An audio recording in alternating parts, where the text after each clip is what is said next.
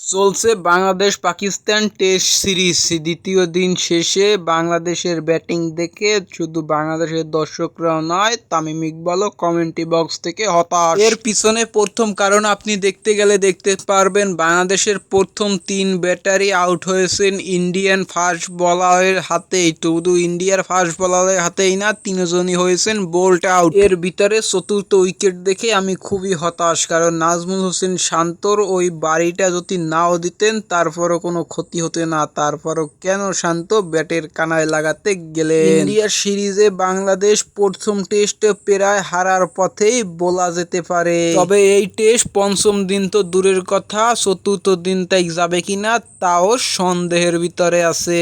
কারণ বাংলাদেশের ব্যাটিং লাইনের অবস্থা খুবই বাজে। 6 উইকেট পড়ে গেছে মাত্র 40 রানে। এটা নাকি কোনো আন্তর্জাতিক দল। তবে আজকে বাংলাদেশের হয়ে সাকিব আল হাসান সর্বোচ্চ রান সংগ্রহ। রান হয়তো বেশি করেননি, 30 বা 32 হবে, তবে এটাই তো বাংলাদেশের কাছে আজকের ম্যাচে অনেক বেশি রান। কারণ আজকে সাকিব আল হাসান ছাড়া বাংলাদেশের কোনো ব্যাটসম্যানই যে 30-এর কোটা পার হতে পারেননি। তবে বাংলাদেশের বর্তমান লিড 308। কালকে যদি তাড়াতাড়ি উইকেট তুলে নিতে পারে বাংলাদেশি বোলাররা, তাহলে আশা কিছুটা দেখা যাবে বাংলাদেশেরও। দেখা যাক কালকে কি হয়। তারপরও শুভকামনা রইল টিম টাইগারদের জন্য।